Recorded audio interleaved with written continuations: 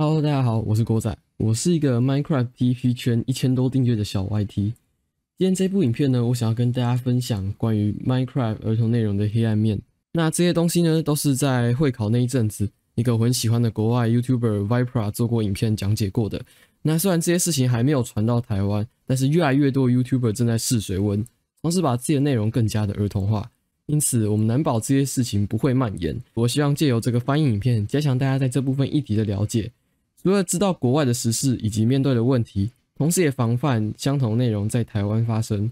那我现在开头的部分特别感谢 viprah 同意我制作这个影片的翻译，还有业余在最后一段我比较看不懂的地方协助我。那希望各位可以把今天这部影片完整的看完，并且将它分享给你身边所有的朋友，这绝对会有很大的帮助。谢谢各位，那我们废话不要说太多，马上开始今天的翻译影片。On YouTube, kids content is in abundance. It is by far the most profitable and easiest to produce, leading many creators to market their videos towards a much younger audience, attempting to tap into the endless stream of monetization. The once prominent corporate-owned characters have been replaced by new individually created ones, and the unfortunate byproduct of their monumental success was degenerate individuals using their characters as a gateway to abuse loopholes in federal regulation to market adult themes to children through the YouTube Kids algorithm. In this video, I will cover the origins of these channels, the potential negative implications of their growing success, and how, under federal regulation, this content is borderline illegal to broadcast and could bring down YouTube as a whole. This is the dark side of Minecraft Kids content.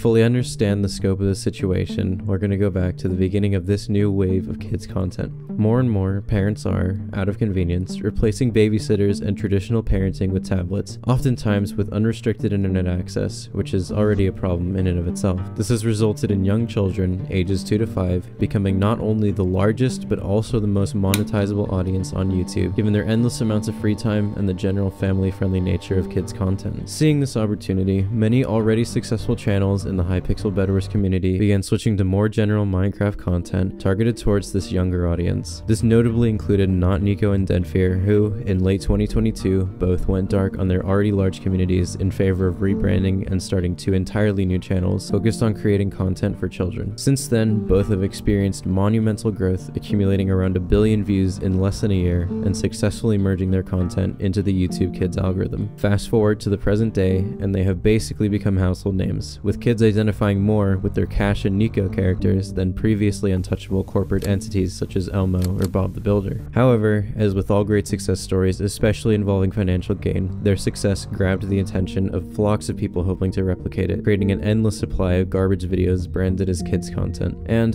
while lacking ill intent, not all attempts were so innocent.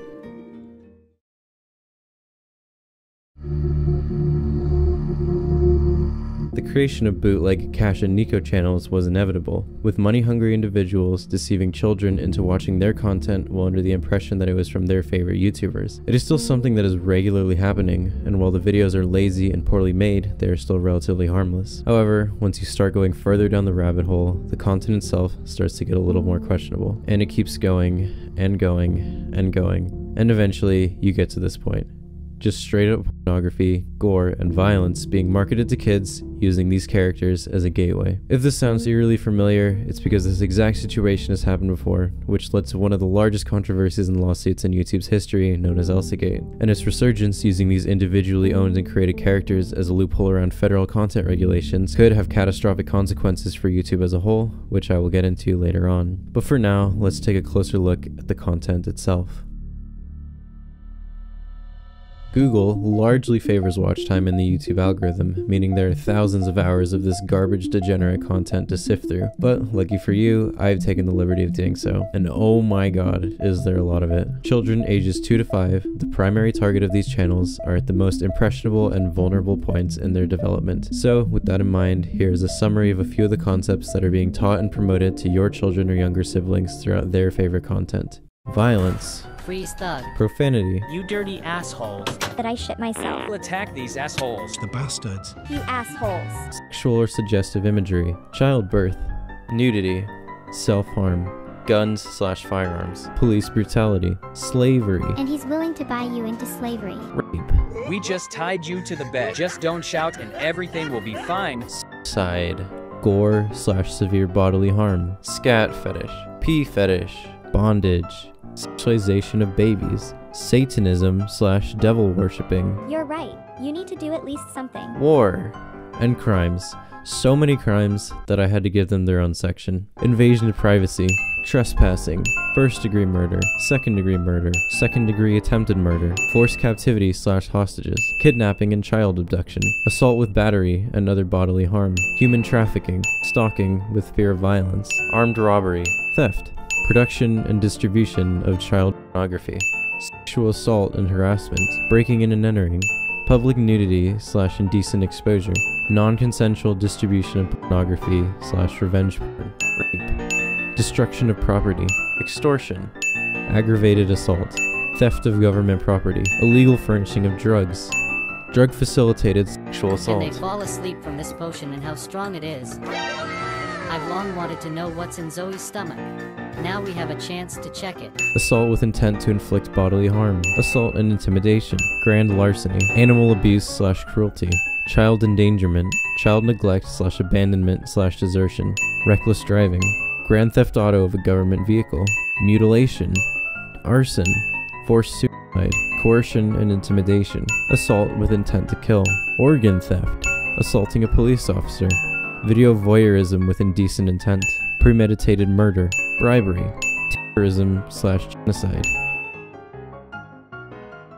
By the way, this sentence is only if you commit each of these crimes just once, not several times over like in these videos. Keep in mind that these concepts are not only being exposed to young children, but are also being promoted and presented in a way that makes them look like fun and normal behavior, accompanied by happy music and laughing. Whereas traditional kids content showcases negative action resulting in consequences, this content does the opposite. Most of the crimes are shown as acts of retaliation from children, such as murdering someone in response to them kissing your crush or pranking you, situations that any of the young viewers of this channel may find themselves in day to day. Most of these concepts are ones that kids may be curious about, such as sex or childbirth, and are presented for shock value to grab their attention, with little to no regard for the lasting effects of doing so. It does not take a strong moral compass to know that exposing softcore and gore and violence to young children to maximize ad revenue is wrong, and it is obvious that this is the only priority to the people running these channels. Most of the videos start out with a horror version of a kid's character threatening to eat the viewer. If you don't want me to eat you, subscribe to the channel in 3 which seconds. is likely enough to intimidate a small child into doing so. And the content across all these channels is eerily similar. The characters are always voiced by text-to-speech bots, the scripts read like they were AI generated, and some of them are so lazy that they literally steal the audio from other bootleg channels. These channels are multiplying uncontrollably like a cancer, daily uploading hours of garbage content, and pulling millions of views, all from kids. They use these characters that kids trust to lure them in and get into the YouTube Kids algorithm, then present them with shocking imagery to keep them watching because they know that is the best way to maximize profit. And this isn't the first time this has happened on YouTube. Last time, it resulted in one of the biggest scandals and subsequent lawsuits in Google's history, and now it's happening again.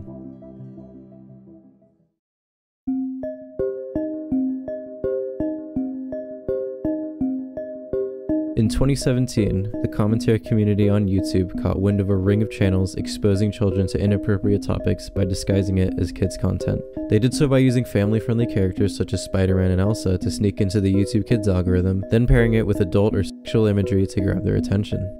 Sound familiar? The story of these channels grew in publicity until it reached national news, ultimately resulting in the largest lawsuit Google had ever faced, totaling around $170 million and nearly taking down YouTube with it. The scandal would become known to the world as Elsa Gate, and many of its long-lasting repercussions can still be seen today. The main issue with Elsa Gate was the fact that YouTube was, for the most part, not regulating what the algorithm classified as kids content, and by extension, what was pushed out to kids via the YouTube Kids app. This lack of accountability is what led to features such as mandatory declarations moderation of your audience, and new restrictions on all content uploaded to the platform put in place by COPPA, an act that under the Federal Trade Commission protects the privacy of children and regulates the content they are able to consume online. With these new legislatures in place and the lawsuit over, YouTube went full scorched earth on the Elsa Gate channels, and eventually the drama died down and the situation subsided. So, how is this happening again? Well, this time, it's different, and loopholes are being abused in the FTC's regulation that could spell out the return of Elsa Gate and another monumental catastrophe for YouTube. Last time, the fallout included the most expensive lawsuit Google had ever faced, the largest advertiser boycott since the original adpocalypse, and the termination of nearly 1 million YouTube videos and subsequent channels. And this time,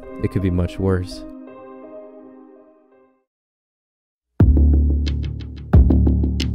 Let's take a minute to talk about YouTube Kids, the family-friendly alternative to traditional YouTube that most parents trust to provide their children with suitable kids content. The thing about YouTube, however, is that nearly 4 million videos are uploaded to the website every day, making it impossible to manually keep up with monitoring and evaluating every piece of content. YouTube's solution to this is an AI algorithm. Similar to how the traditional YouTube algorithm scans videos to determine monetization status, this algorithm takes into account thumbnails, titles, keywords, and subtitles to determine if the content is suitable for children. However, AI is not perfect, and while a human might be able to identify something as definitely unsuitable for kids, a computer program might not, especially when other factors such as family-friendly characters and other characteristics of traditional kids content are thrown into the mix. Videos such as these slipping through the cracks and being pushed to children via the YouTube Kids app is what caused the first Elsa Gate scandal in 2017. So how did YouTube resolve this issue? Post-COPPA integration, they tightened the restrictions of content being shown on the YouTube Kids app, forcing uploaders to clarify if the content was intended for kids or not when uploading a video. This removed the liability from YouTube and placed it on the uploader, who would be subject to fines of up to several $1,000s if their self-labeled kids content did not comply with the aforementioned COPPA guidelines. But even with all these preventative measures in place, these bootleg Nico and Cash channels are finding their way onto the screens of children.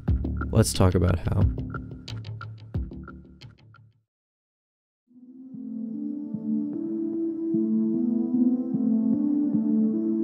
So how does this horrific content still find its way into the hands of children, even with all these precautions? Well, to put it simply, the system still isn't perfect, and there are several loopholes that these channels take advantage of. The first point I want to emphasize is that the characters receiving the Elsa Gate treatment are no longer corporate-owned characters such as Spider-Man or Elsa. One of the biggest regulatory changes made to achieve COPPA compliance was the banning of all content featuring family entertainment characters in a violent, sexual, or otherwise inappropriate manner. Cash and Nico, on the other hand, are individually created and owned original characters, which makes them much harder to classify as family entertainment or not, hence why this content is now being made around them rather than the latter, which would be flat out illegal. Loophole number 1. In addition to this, all these channels avoid specific key phrases in their titles and instead stick to ambiguous or vague wording to describe mature topics. Some examples include the usage of the phrase door to describe female genitalia and prank to describe rape, all done to avoid flagging kids' content filters in the algorithm. Loophole number 2. Another thing to note is the fact that just because a video is marked as not for kids by the uploader doesn't necessarily mean it won't be treated as kids content by the algorithm and subsequently showcased on the YouTube Kids app.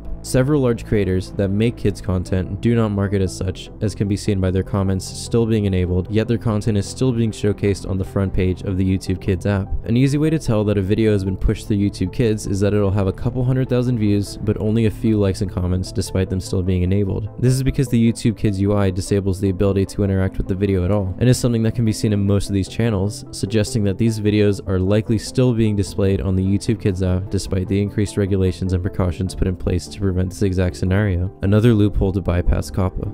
And even if this isn't true, it's impossible to deny that these videos are being viewed exclusively by kids, and a lot of them as reflected in the comments that are there. I love you video. Look at Zoe's bottom. It's so funny. Ha ha ha ha ha ha. Hi Nico. Nico is cool, and Nico likes Zoe. Nico is cool, not Nico is cool too. In the thumbnail they are looking straight into Zoe's butt. I love Zoe's butt, and the prank was funny. This type of video is the best. Inappropriate content. When you are forcing your own 5-year-old viewers to tell you, hey, maybe this is a little bit inappropriate, It's a pretty easy way to tell you're doing something wrong. Kids cannot decipher whether this is a real video uploaded by their favorite YouTuber or not, which is completely intentional. The style of thumbnails are very clearly meant to mimic that of the real Cash and Nico channels, which is even more effective when putting it through the YouTube Kids UI, which hides the channel name and interaction count. Deceiving 2-year-olds. Very impressive, guys. They are also very careful to classify themselves as parody or fan accounts in their channel descriptions when this is obviously not the case, which leaves only one of two possibilities. They're really stupid and don't know who their actual audience is, which they're not, or they're just lying. They're lying. The actual reason this is done is to bypass YouTube's policy on impersonation, which directly prevents the real Cash and Nico from doing anything about them. Yet another loophole.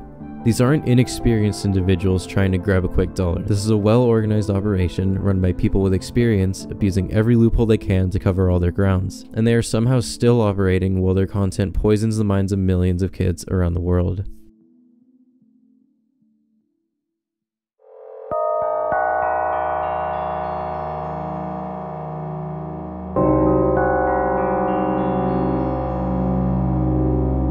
It doesn't take anything near a strong moral compass to tell what is wrong with this content. Topics that would normally be classified as rated R or MA on the MPA scale are instead being actively promoted to millions of children ages 2 to 5 on the largest video streaming platform in the world. Maturity rating scales exist so parents can easily determine if content is suitable for their kids to watch, which is very important for many obvious reasons. Children at younger ages are at the most vulnerable and impressionable points in their lives. The things that they observe around them as they learn about the world shape how their brains develop and who they become as people. This heavily includes the content they consume, especially in modern times given how parents are choosing to use tablets as babysitters. Desensitizing children to adult topics at the critical stages in their development can have lifelong effects such as lasting trauma and psychological damage. The following are testimonies from people who were exposed to similar content at a young age concerning how it affected them during the rest of their lives. Yeah, and I also had this tablet, and because my parents were immigrants, it was like they didn't understand how social media worked in America. So I had a lot of internet and I wasn't supervised with it. It went from kissing to actual,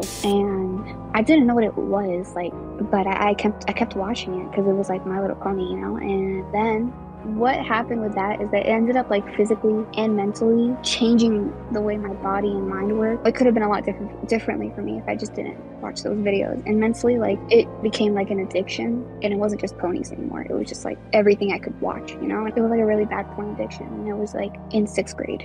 Like, I was young as hell, and I was not too educated on it. And actually, one of my friends showed me it, and I ended up watching a lot of that too. Yeah, my friend was addicted to it too. She was addicted to gore, and she showed me it. But I kind of mostly went towards like the porn, but I also like would watch a lot of the gore too. Yeah, that ended up being really bad for me too, because I had a lot of nightmares, and it just affected me really badly, especially like mentally. I did end up going to a hospital for a couple months because of how bad my mental health was. And I grew up with YouTube over time, and with that time going on, I don't know how, but I stumbled upon gory stuff, usually on YouTube, and it like clung on to my childhood growing up. And I don't know what clicked in, but I seen it like so frequently. I thought it was normal. I didn't know any better, but I ended up doing it because I simply just couldn't get away from it. And they did scar me for, I think, months on end since I seen it. Like, it was destroying me. I couldn't sleep at night sometimes because of the things that I would consume on YouTube. I've consumed so much gore media. I don't know what it was, but as traumatizing as it was, I couldn't feel myself like able to get away from it. Whereas traditional kids content might show negative behavior followed by repercussions to encourage a positive alternative, these channels do the literal opposite. Content like this, which showcases violence and criminal activity with a positive connotation and no consequences, teaches children that this behavior is not only acceptable but will result in success. In this specific video, the main character Zoe is told to commit several crimes ranging in severity, including stealing toys from other children, abusing a homeless person, and stealing government technology, which results in her being rewarded with a mansion and loads of money. What is this teaching children? Content like this is the reason why COPPA exists in the first place, and the fact that people are able to abuse loopholes in it and still accomplish their desired outcome basically renders it pointless in this scenario. People are still able to corrupt children and make a lot of money doing so. It is just slightly more inconvenient now. Not to mention the damage that channels like these do to the reputations of the real Cash and and Nico, as well as other creators who actually make suitable kids content on YouTube. For better or worse, channels like these are the future of kids entertainment, and kids and parents should not have to navigate a minefield when trying to find suitable content.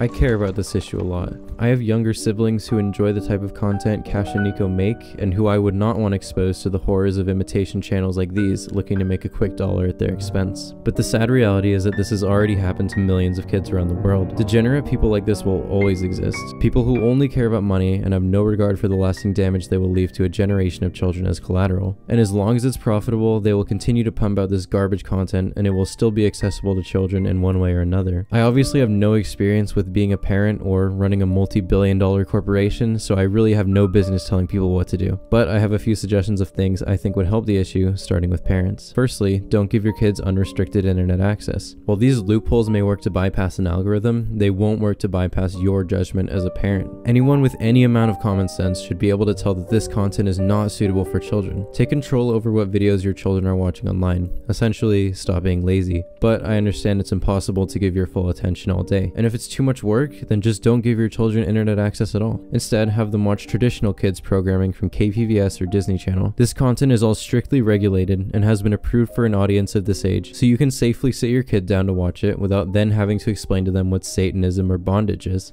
And for YouTube. While COPPA does now place the liability of the uploader to make suitable videos, it is still on you for harboring this content on your website and allowing it to be accessed by children. If a video is marked by the uploader as not made for kids, as these videos are, don't push it out to kids at all. This includes via the YouTube Kids app, as well as the traditional algorithm that for some reason considers this content suitable for any audience. By the way, all these videos are fully monetized. In addition to this, make it easier for the dumb kids to tell whether videos are actually uploaded by their favorite creators or not. The fact that the YouTube Kids UI hides the channel name and information under every video and includes no channel verification system makes this much harder to do, even for parents. And if you guys want to help, find as many of these channels as you can and report them to YouTube. These channels are multiplying uncontrollably every day. All you have to do is search Nico and Cash parody and sort by channels, which will reveal a seemingly endless amount of them. And the longer this is allowed to happen, the worse the problem will get. I actually did talk to the real Nico about this situation. I asked for any information he had on it, and he understandably stopped responding. The situation is a real mess. I was very fortunate to have grown up in a time where it was normal for me to watch Thomas the Train after school, not watch my favorite YouTubers get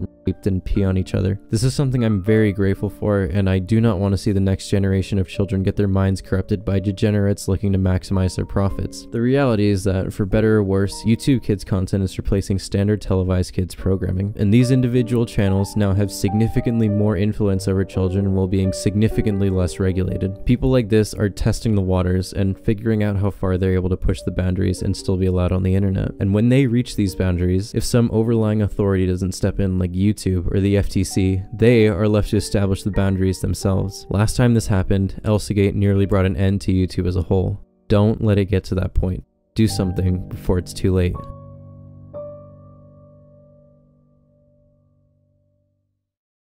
Machine learning can never completely sanitize self-publishing, and it shouldn't. It should not even be attempted. But things are moving fast now on the internet, especially on YouTube. We are finding the edges of what's okay. And when we do come across those edges, if some authority doesn't step in, like YouTube or their advertisers or the police, then we have to decide for ourselves what those edges mean.